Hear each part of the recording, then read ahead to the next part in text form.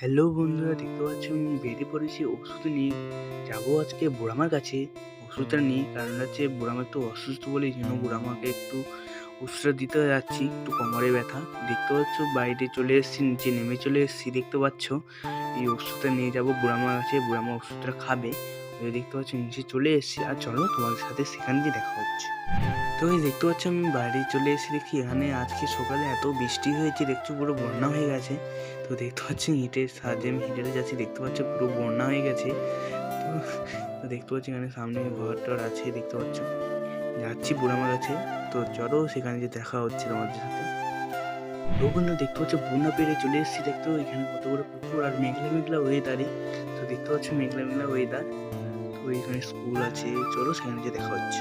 তো দেখতে পাচ্ছ মামার ঘরের কাছাকাছি চলে এসেছি, এখানে প্যান্ডেল হচ্ছে, কি একটা পুজো হবে বলে দেখতে পাচ্ছি এখানে সেই লাইট টাইট লেগে গেছে। দেখছো এখানেও পুকুর আছে।